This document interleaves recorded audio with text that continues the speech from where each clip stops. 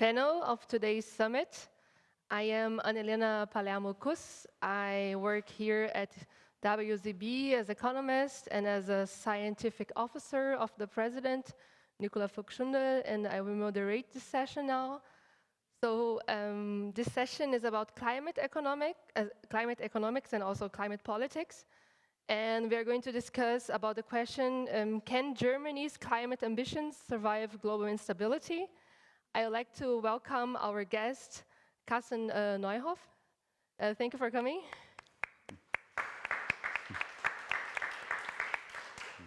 And our second guest, Dr.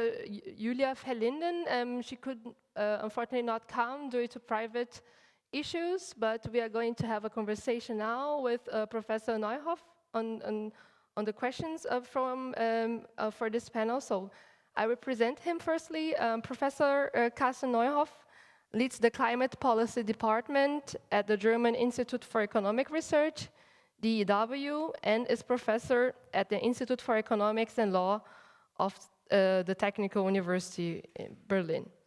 He holds a PhD in economics from Cambridge University and master's degree in physics from Heidelberg University.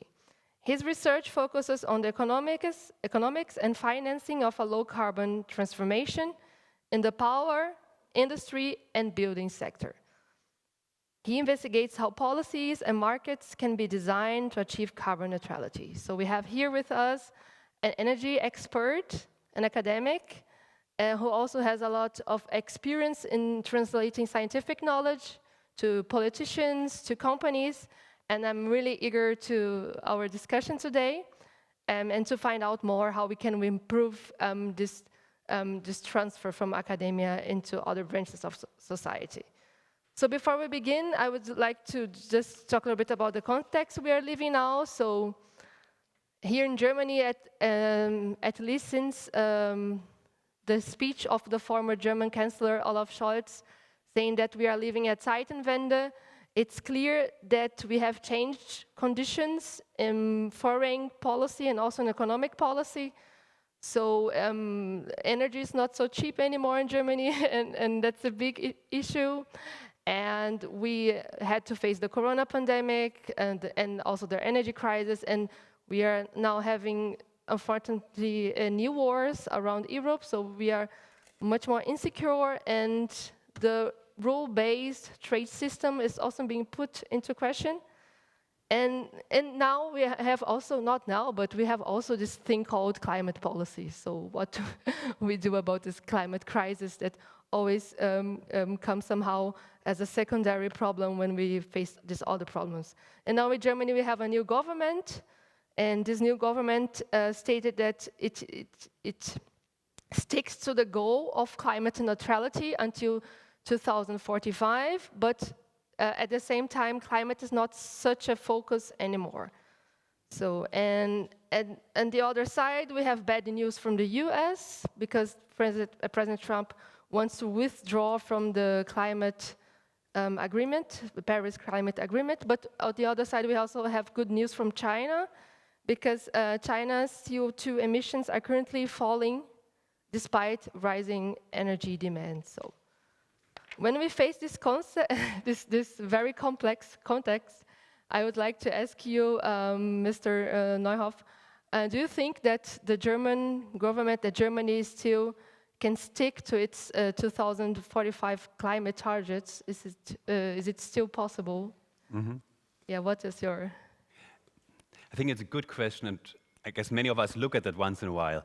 At the end, we've started to have this question first in 2020 when we had the COVID crisis, then the Ukraine invasion, and now also kind of the energy crisis in terms of investment choices in there. And across the periods, I felt the analysis was pretty strong that showed the only way that we can tackle the difficulties we are in is actually to stay on track or even accelerate this movement. In a way that, first of all, we have a privilege, and I think it's really a lot of policy, a lot of innovation, but also luck with it, that we have wind and solar power as technologies that in a good policy regime, they offer us the lowest energy cost that we can afford and kind of deliver. This requires a lot of work on the power sector to get this right, and I think we are far from where we need to get there. But the interesting part is that it was possible to also kind of embed this understanding in the industrial sector. So for me, by now, it's often heavy industry that is the strongest proponent for good energy policy, because they realize only if we succeed in this transition to clean energy, we have affordable and reliable energy prices to make investments in Germany and in Europe.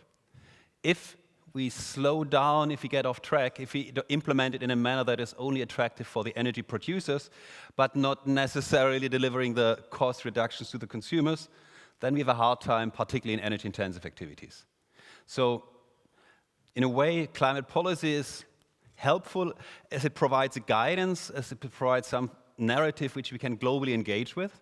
But underneath it, we have an energy transition, which by now is, I think, the basis of our industrial future, and also the basis for social stability. If you think about our building sector, the cost exposures we had in buildings for people exposed to gas price spikes. So I think we can go in all the details in a second, but at the end, it is only with moving forward on this transition, possibly even accelerating it, that we can maintain the industrial base, the jobs that we have, and security. And I feel this is somehow surprising for many people that come with a paradigm, climate is costly, climate is a burden, we can only afford if we are rich climate. I think the opposite is true by now. Yeah, this issue of heating was indeed a very current issue in the past government in Germany. And when you face now the new government, what do you think we can expect as a climate policy? What things will be similar to the old government? What things will probably change? And is it a positive thing for the climate goals, or is it rather a negative thing? I think one part really is that let's take this theme of norms, I think, as a theme for today, because I think it was a strong, prominent theme in the previous session already. And the same way we have norms of what's the role of man and woman in our society that need to change and that determine in a way how we operate, the same thing I feel is the norm of climate neutrality that really changed the way people think, make decisions. And that was for me the big achievement of the Friday for Future movement, that I felt there were beforehand a lot of people discussing about reducing CO2 emissions, but it was only this movement that established in Germany, in Europe, this norm, climate neutrality is the only thing that is actually acceptable. Everything else makes no sense and is actually against our principles. And this norm effectively guides a lot of how people think about climate, but also think about what we need to do. And we did a survey globally in a lot of also emerging economies, and it is a norm that's established globally. And I feel it helps us on many dimensions. If we know that we need to be climate neutral, we want to be climate neutral, then it's more about the pathway, how do we get there? And then it gives a guidance where to go, it gives us clarity. Some technologies make sense, some don't. Having a technology that reduces CO2 emissions by 50%, but doesn't allow it to get lower, is incompatible with climate neutrality. If you talk 10 years back, there was a big understanding, well, we need to reduce CO2 emissions by 10% over the next 5 years, by 20% another 5 years or so. And economists loved it because it allowed us economists to say, well, so we have to optimize what is the least cost option across all of our sectors and activities to deliver 10% emission reductions. And this resulted in very different policy recommendations, different responses, and resulted in tons of uncertainty for anyone that wanted to make investments in this environment. Now we have this climate neutrality as that's the norm, and we know we have to be climate neutral in transport. We have to be climate neutral in buildings. We have to be climate neutral in agriculture, in industry, and in power. It's actually not so complicated. We have 5 sectors, each about 20–25% of our CO2 emissions. In each of these 5 sectors, it's 1 or 2 big mega trends that we observe that we have to successfully implement and follow. And interesting, if we don't succeed in implementing them, it's not only bad for climate, but from a German perspective, it's a disaster for our economic future. Because we now observe there's countries like China that actually, since 2010, have very clearly been focusing on what are these mega trends, what are the innovations they need to deliver, And all of us know they are far better in batteries, in electromobility, in PV. And in some of these flexibility technologies we're still discussing right now. Building technologies is still on the table. Some of them is more domestic, some more international. But now we suddenly are in a world where we realize if our economic model of developing technologies, selling technologies globally, which other countries are interested in, if we want to follow this model, which is the base of our economic success, then we better have an understanding and capability to manage the technologies of the future. Otherwise, it's going to be really tough to we won't have these nice conferences in Germany anymore if we don't successfully take this forward. And I think this is the clarity which came from this understanding as climate neutrality, which gave the focus on what are the technologies we need, and therefore also allowed policymakers to guide us on this pathway. Yeah, so now we have a clear goal with this climate neutrality goal of 2045. So what do you think can be done in order to accelerate or to better enable the achievement of this goal? What can still be done? What hasn't been done yet? So I feel, to be frank, we economists are the biggest hurdle for the transition. In a way that a transition is something which is about coordinating the activity of a lot of people and a lot of actors and firms. And this is something that in economic basic training we don't learn. We think the market is we get a price and everything operates afterwards, to be very simplistic in terms of one-on-one economics. But that's the one-on-one economics we teach in undergrads, and that's what is spread across our society. And so a lot of economists still argue it's the carbon price alone and that we shouldn't do anything else that delivers the outcome, but that doesn't facilitate that much coordination. So if it's about coordination, then we need to understand what is it where we want to go and how do we get a social understanding, a societal understanding, economic understanding. What is my role in this evolving system? And that's, I think, where we are now in a really lucky situation. If you go to the 5 sectors I mentioned earlier on, what is it that we need to do? 40% of final energy demand is for building heating.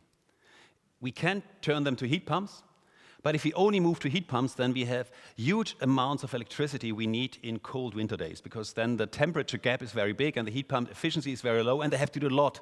So we have to over-maneuver in a total electricity system to deliver this.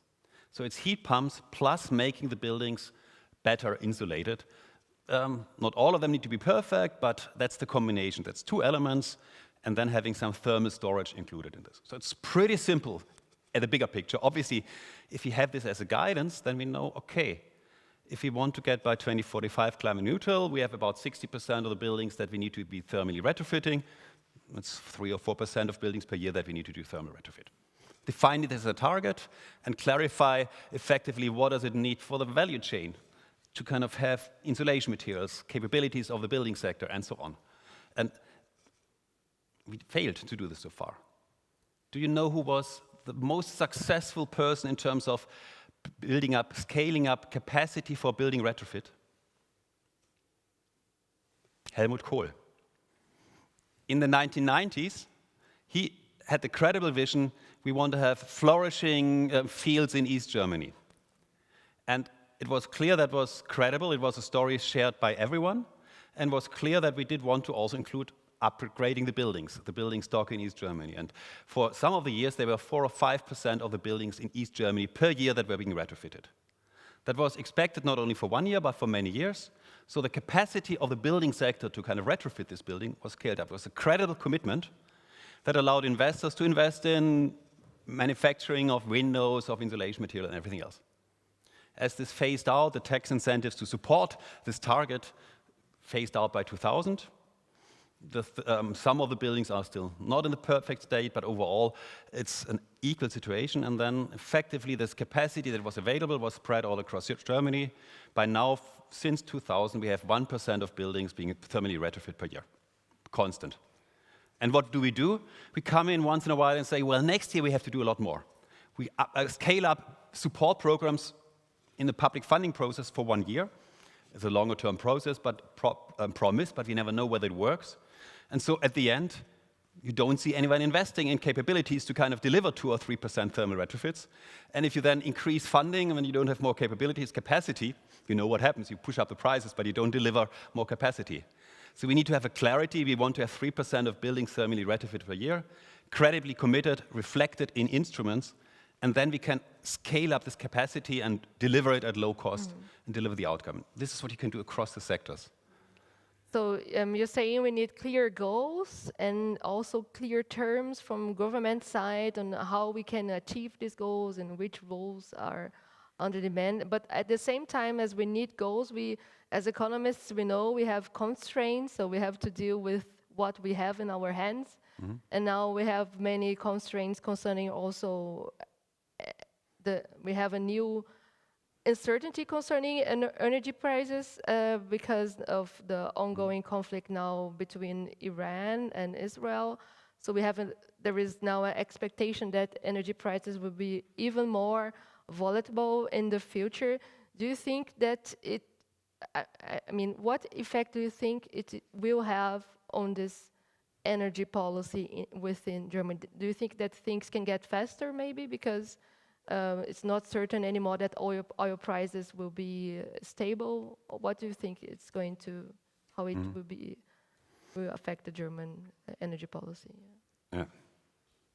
I think we've seen in the month before the invasion of Ukraine, where Russia already kind of withheld gas to kind of test out, can we play this game? And they were very successful, got up prices, got up revenues from selling gas to Europe, and then they could invade the Ukraine. So we saw that Putin really played this energy policy game, pushing up prices and then selling gas at higher prices to maximize revenues to fund the war. We saw the implications in Europe, how volatile electricity and gas prices are very costly for people with lower incomes, and how they propagate along the value chain, have big impacts on inflation, and also for some firms in global context are tough to operate with. I think the frightening situation was, at the time we had about 45% of electricity from renewables. For 15 years we had supported renewables, which were at the time more expensive than conventional technologies, with the promise, well, this is going to be safe, domestic, stable electricity price that we offer with this. But the energy sector experts were very happy to support them in a manner that you gave them guarantees. We gave you an income guarantee. We support them with there's a tender, what is the minimum revenue you require, and this is the money you pay to this plant, wind turbines, PV plants, such that they can make the investment. And they were very clever to argue, and the upside, well, we need the upside, it's a business motivation to take this. Few people expected that the upside would be so big that in 2020, for example, wind and solar plants made 50 to 20 billion windfall profits, selling electricity at a very high price, where previously they've been supported. And very few people from the sector said themselves they felt uncomfortable making all this money out of the system from early on. So we had very badly designed energy policy in the way that we offer a downside support rather than a contract for difference, that if the plant is built on a long-term contract, it's secured against low prices and the consumers are secured against high prices. Through the European process, we succeeded in getting implemented long-term contracts as the only way how you can support new renewables across Europe now, against strong opposition from the Liberal Democratic Party in Germany. They almost wanted to break the coalition agreement at that time when we got it through Brussels in here. But now we are back in a situation, we've still not implemented it in Germany. And you say we're just kind of getting back into another crisis situation. So it's a lot about energy policy design, getting into the details, making sure the microeconomic analysis policy is done in a manner that secures us against energy price shocks. And I think these are the elements where renewable policy can help us to stabilize energy prices, can benefit everyone, but it needs to be designed in a system that is optimized for the economy and not only for maximizing the opportunities for the energy sector, which so far I think has been dominating a lot of the discussions. And how do you think that we can get citizens to know better about the situation? Because the whole discussion on energy, I mean, the specialized discussion that we have, it doesn't get to the normal people, and people are worried with how much they are paying for energy. So how can we embrace or connect more to the people which are actually being mostly affected by high energy prices? How can we convince them that investing in clean energy in lowering CO2 emissions is really a good thing for them too, and not just going to cost more. How can we get these people? So I felt one of the most promising part was in the EPBD directive, the Buildings Performance Directive at the European level. There was a new principle established, worst performing first buildings. So the idea to say, we target in terms of thermal retrofit now the buildings that are least efficient. And buildings is fascinating. There are some buildings from the 1950s where you require 250, 300 kilowatt hours energy per square meter to heat it per year. A normal new building is 50, 60. So that's technology progress for you. That's the scale of technology progress which we don't see in many other sectors. And you always think buildings is dumb, and not at all. There's quite a lot of stuff that has been successfully implemented over time. So if we target these worst buildings first, then the people that are most affected by energy price shocks are the ones living in these buildings. And these are often the poorer people. So it's also a social agenda. So we need to communicate our building retrofit agenda as a social agenda targeting these buildings and using the funds that we have, for example, from carbon pricing, to target these buildings to provide support for this. We have a lot of discussions in our house. Is it better to kind of give a per head reimbursement of carbon pricing to everyone to make everyone feel a little bit better? Or is it actually something where we have a strategy behind it, where we say, look, we want to make sure everyone is secured against energy price shocks, particularly also lower income households, and show what are the benefits we deliver with revenues we get, for example, out of carbon pricing. So it's really anchoring it in the stories of the sector. And I feel this is somehow norms where we have to focus our debates. If we focus the debates on our 4 or 5 sectors and agree each sector has to be climate neutral, then you can start in the sector. What does it mean? In industry, you need to have circularity, you need to have climate neutral production processes. That's 70% of emission reductions in industry. The remaining part you will get by electrification of the manufacturing process. So it's 2 big changes. It's not tough. It's clear what it means, and you can have a public communication around it. What are the measures? And then it's simpler to discuss it. But half of the time, if you see an economist coming to the debate, they would say, yes, but that is not optimal. We kind of should look broader. We need to have an overall emissions trading system, and then firms should have the flexibility to optimize across everything. And then they derail the conversation about what are the tangible pathways, which give people a sense of what is happening over the next years, what could be the opportunity in this change, how will it help them to ensure against energy cost shocks, what are the job opportunities, and where might they want to change jobs because some things won't work in the future anymore. Yeah, so I interpret that we should not just focus on that what is ideal, but also on that what is feasible and what is going to help us faster. So we have now talked much about the internal German policy and also European policy, but we know the climate crisis is an international problem, and it's not going to be enough if just Germany achieve its climate goals. So we also want the big emitters like the US and China to achieve their goals. And we see now, as I just said in the beginning, that the US is withdrawing from the,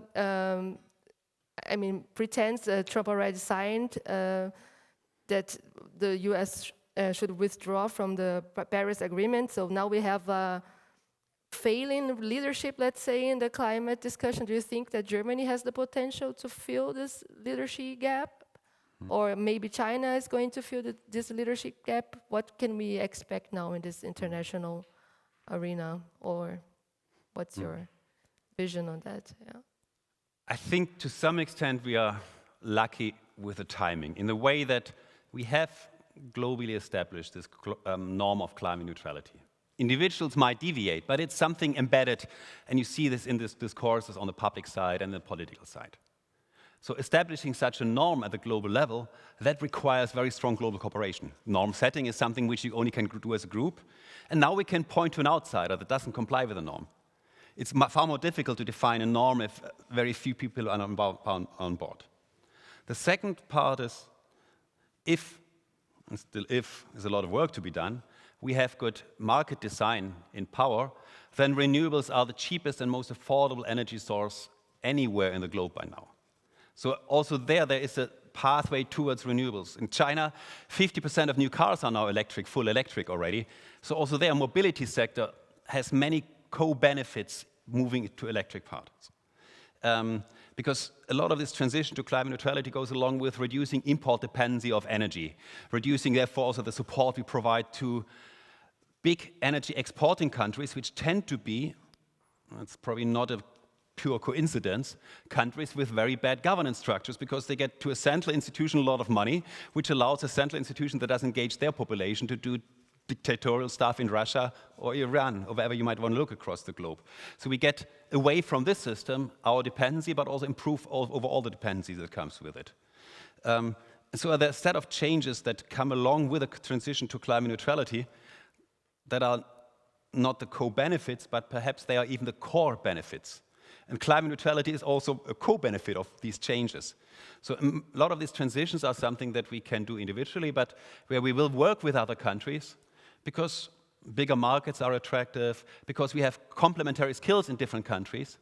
And so I would advise not to look too much at the US, but more look at our southern country partners, but also at China, because that's actually where what will determine whether we are successful in 5 or 10 years. And ignore what happens in the US in terms of it's fun to watch Trump all the time. I know we all do this, but it's frightening as well. But if you look at the other side, that's, I think, actually where the future is shaped.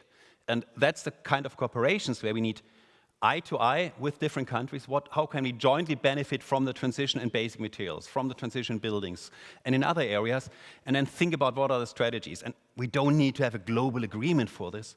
We need to have strong partnerships, and others want to join on this. And if you look at the global negotiations, I think the most interesting parts are two. One is breakthrough agendas, so there is more and more sectoral cooperation. Because at a sectoral level, you can get a set of countries that are interested in cooperating on this sector. And each sector has a dynamic by itself, so you can work together on this, and also the level of complexity is manageable in the political process. And secondly, if you look at the global stocktake, so under the Paris Agreement, the core instrument is effectively ratcheting up. We build domestically, that's the agenda we have. We bring it back every 2 years to the UN process and report, this is our strategies, that's what we've done. And then there's someone who looks across it and says, not enough, not enough. And somehow people started to think, great idea, but not very encouraging for head of states to join a panel debate where they just get told, not enough. If you go to the New York Climate Week, which is kind of the start of every annual process in September, let's see whether it will be this year in New York, I don't know. But that effectively was where head of states came together last September in the run-up to the COP again. And they were standing up, many of them, and saying, one of our core targets is renewables. And here's the benefit we deliver for our country. They go to New York, but they talk to domestic constituencies. They want to be on the news back home. And so they tell their people, look, by delivering the renewables, we deliver the benefits to our country. This was a big debate last year. What are the targets we want to nominate? And I've been hoping, we did quite a lot of work in the preparation to get these transformation targets in there. Renewables, building stock performance, electromobility, circularity. Unfortunately, in the simplification process, it was then limited down to efficiency and renewables. The renewables target people could relate to. Can any one of you imagine standing up in front of a public audience and say, we improve our energy efficiency by 15%? It's an abstract number no one can relate to. So we need to define indicators in a way we can relate to. Policymakers can talk to their constituency about using these terminologies. And then they are credible because people remember, she promised me 2 years ago, 3 years ago, we improve circularity from 20% to 35%. So 35% of our material we reuse, we don't have to import, we don't have to kind of burn plastic, which is stupid, but reuse it. And if we make this credible and attractive, then these are the kind of guidance elements that can help us coordinate and look at others. Oh, they are far better on this. Why are we so slow in delivering against this objective? Why are we so bad in, we had this in the last session, gender equality. Why is Sweden so much better? That was the strongest argument across the session from Peter. Look, the other country is doing better on it, so let's look what they are doing. And if we relate to this transformation along these lines, I feel this is what international cooperation is about. Yeah, I will make one question more, then I will open the floor for your questions. So I you said that a good market design is very important. And I think for many people it's not clear what is market design and what is good market design, and how would you define it, and why is it important for our climate goals? In simple words. Yeah. I think it differs very much across the sectors. And I think this is the fun part. Every sector really has its own dynamic, its own analysis, and you should be really careful automatically transferring between them, because then you make yourself ridiculous. I've tried this very often. But for example, if you go to the electricity market, we have now a system that historically we build up a power system in Germany, in Europe. So in Germany we have 80 gigawatt production capacity, peak demand. So historically this was the demand across Germany that had to be served with power stations. And this is what our electricity grid was built up for. Power stations used to run 6,000 of the 8,700 hours per year, and demand was delivering this. Now we have wind and solar, pretty cheap production, but as you know, solar power we have a day time, peak at lunch, and then it kind of falls down. It only delivers 1,000 hours of electricity out of 8,700 if compared to the full capacity. Obviously, it's spread out a bit more. But you need a lot more grid if you don't run 6,000 hours, but on average 1,000 hours. So we better make sure that we not only consider Germany as one big pricing zone where we say we scale up the market for production and demand across Germany. We have a lot more capacity connected to the system, a lot more demand connected to the system because you have heat pumps or e-mobility or electrification of industry. And then we would need to multiply our electricity grid by the factor of 5. And that would be horribly expensive and would make little sense. Because most of the time, if there's, for example, a lot of solar power in Munich, then use the batteries in Munich to charge the batteries there, charge your heat storage in Munich, charge your intermediate product storage in Munich. And not in Schleswig-Holstein if there's no wind at that moment, because if you do that, then you have to deliver all the solar power from Munich to Schleswig-Holstein. So we need a price signal that gives us the signal where right now in Germany do we have a lot of power to charge all the storage options that we have to build up and that we can build up cost effectively at the area where it is delivered, and then we don't need that much grid extension. And then we can really deliver our electricity demand with renewables and flexibility. But this is a change from where the system was in the past, and it's a change which is interesting, because effectively it takes something away from companies that are very good in conventional generation assets to a lot of other companies. So quite a big part of the energy sector doesn't like it very much. They like the situation we have right now, which is pretty intransparent, where you can't even monitor the market power because it's bilateral transactions going on all the time. So we are looking for ways of managing a change to a new clearing algorithm in the market against the incumbent actors that don't have this interest. So trying to mobilize effectively competition policy to kind of get a bit of push on the one side, and then industrial consumers that are organized to kind of facilitate political debates to push for local marketplaces that can engage them, such that they can then contribute their flexibility and get a system where the overall system is cheaper, therefore also the electricity out of the system for the consumers is cheaper. So thank you very much for your insights on that. We have now still about 7 minutes, so I would like to open the floor for questions from the public. So if you have any questions, please just raise your hands. I will begin there. There, it's okay. Good afternoon. My name is Zandi Tipolo. I am from South Africa.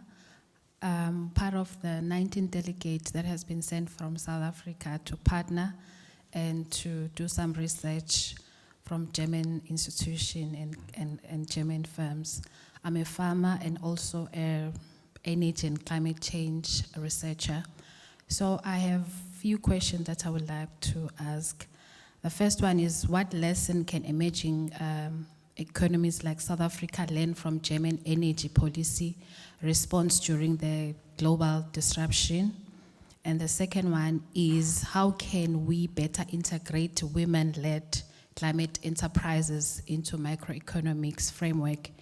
in the global south? And will education be a better solution, because we have an enterprise that deals with teaching about the climate change and transition of energy in the rural communities where we are faced by many floods and which affect the production of agriculture and food security.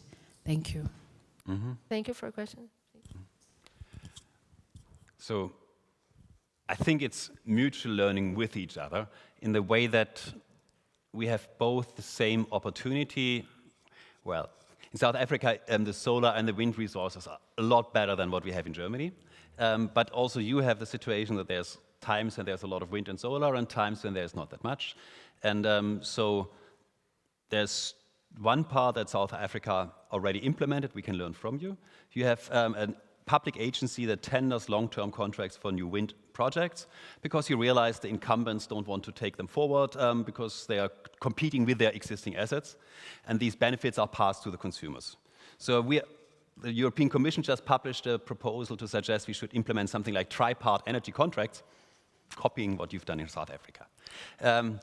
And the second part around it is then the complementing part is flexibility. So I don't know about South Africa. I didn't look at that question in South Africa. In our context, obviously you can store electricity then by using batteries. That's what our first instinct every time is. But batteries are pretty expensive. So some people invest in batteries because they have them in their electric cars. So one clever way is using these electric cars. But a lot of the volumes of energy, ultimately, we use for heat. 70% of industrial energy is heat demand. So at some point, we have electricity, and then we turn it into heat. And once we've got heat, we can store heat. Heat we store in water, or in some latent transition phases of salts for higher temperatures of many 100 degrees. And it's fascinating. Heat storage is a fifth of the cost, or even less, of a battery storage. So that's low cost, low technology, low resource basis, and to then use wherever possible heat storages to say, okay, we've got electricity at the daytime, and then use heat storage to kind of go into the night for an industrial process, or you can also store cool temperatures. And to make the system ready for this part, I think it's an important element. We've seen this in Germany. 2018, there were still a lot of economists particularly arguing flexibility is not an important part, we don't need to care about it in our system. And suddenly the same people say, yes, actually we should. So it is an important element, and to kind of make sure the market design reflects this and actors are supported. Now, the second part, Jess Cott always argued for this for a long time. She said economic incentives are one part, but a lot of the parts are obviously behavior approaches. And some elements are tough behavior approaches because we attribute them with sufficiency. Living in flats that might be not even bigger and bigger over time, or getting away from meat. These are elements which I feel we don't have the power to get government policy to mandate top-down. You would get a social uprising, at the moment at least. So you can facilitate the starting point in terms of catalyzing and supporting it, showing the co-benefits of less meat in terms of health of diets, and empowering people to kind of use changes, but also across other areas. And a lot of things is training. And obviously new jobs, new training requirements. I think these are something where there may be quite good opportunities to kind of think about gender in this context as well, because these are new businesses, new roles to be taken, and perhaps we can overcome role model place there as well, if it's something that everyone does, or where often I would assume also change is more elegantly facilitated by women. At least if I look at our German policy debate, I often feel we old white men are particularly prone to have very strong opinions, which is not very helpful to kind of come to compromise solutions. We need to come to good outcomes at the end. Thank you. Yeah. Yeah, thanks a lot, Karsten. You were very critical with us as economists. Yeah? Now, I would say that, although I don't do this research, but market design, I think there are some very good people in this field, right? So why is it that we can't transfer our academic results to improve the design in the energy market, for instance? So I think this is the part where I've learned the hard way very much. I did my PhD dissertation on power market design, and I've kept on telling this is the good solution for the last 20 years. And this is a good outcome. And I think we need to look a lot more about pathways. What are the ways of engaging actors? What is an opportunity some player might have from this change? And to really think about stepwise changes. Because it was, in the energy sector, particularly pronounced, you don't want to be an energy minister that is responsible for a blackout. And even if your objective was very good, you wanted to facilitate the change to a good market design, if on the pathway to this there's a blackout, if there's a revolution, it's tough. And so you're pretty risk averse in this process. So you need to really we need to think who are the trusted actors to policymakers and how can we make this transition attractive to them. And that's probably a lot of political economy on one side. It's costly sometimes, but that's pragmatic reality. But it also implies that we really have to think very carefully what are transition pathways. And this is somehow where I feel international cooperation is really valuable. Learning from how other countries are approaching a problem. And you start to see, hey, you can do it this way or that way. I read this morning, we organized the Future Power Market Platform, bringing together European transmission system operator, power exchanges, generators, and some policymakers for the last decade or so. Once or twice a year, a one-day workshop, and afterwards spend a lot of time writing a workshop summary. I was asked a question yesterday, and then I went back to this report from 2015, and I thought, these guys in Poland and Italy, they actually had it on the table, and I never really understood why they were emphasizing this element so much. And now I think, yeah, that's precisely the pathway towards a solution. So it's really looking at what others are doing, looking at the detail, the institutional detail, because they determine a lot what matters for actors and how can market design sounds very abstract. But that matters for a firm, and it matters for the CEO of a firm, it matters for the energy manager of the firm, and it matters for the person that is in the firm responsible for signing the contracts and elements around this. And we have to have all of this in mind. We can't. So we have to work with a lot of people together such that we can check, are the approaches viable on this? So it's a lot more interdisciplinary work that is necessary, particularly if we talk about transition, because we always look at market and say, hey, it works like this, if it has evolved over decades. But if you make a change, then policymakers are usually quite good in realizing there's so many things, how things can go wrong. And they're very much concerned about believing us economists, this is a good solution because we often don't look across all the different aspects that need to be done. And I think this is working together. That's a fun part where I've learned it the hard way, failing for 20 years of moving forward with local pricing. And which final message would you give to economists and other scientists working on climate issues? Should they be worried about being active in public debates about climate, or should they rather focus on their research? Or what's your take on that, your final take on that? So I think it's only the interaction in the public space with other people, with people in the sector where you're interested in a transformation, that helps you to understand what are the questions, and helps you to understand where there are questions where people don't know the answer. Sometimes there are questions and everyone agrees this is the answer. And if you realize that's the answer and you have the same understanding, then you just know what's the value of confirming this one more time. But I think this has helped me at least getting questions that are relevant, and where I'm still on a steep learning phases. I think in the previous session it was one of the themes, economists is a social science. What we do now is relevant for how our institutions, how our technology, how our social understanding is today. And so this makes it fun, because if we do something now, it's relevant for today. It might not be relevant in 20 years anymore, because then technology, institutions, or something else has changed. But that also means we have to look at what is the timing when policymakers want, or the society wants to have the information. So that's somehow, I think, the interesting part why it's so relevant to kind of participate in conversations, be part of it, because you get really good questions, and then you can also tailor a bit of your outcome towards this public discourse and say, hey, this is right now, the decision is upcoming. After the decision, there's probably a few years where people say, okay, now it's done. We are not interested in participating in this conversation anymore. So yes, participate, and I think it's fun. And I've learned a lot, and at least Yeah, thank you very much then for your final takes, and I hope they're going to inspire many of the people here right now. So I'm looking forward how economists and other social scientists are going to influence the important public debates of our time. So thank you very much. Thank you. Thank you.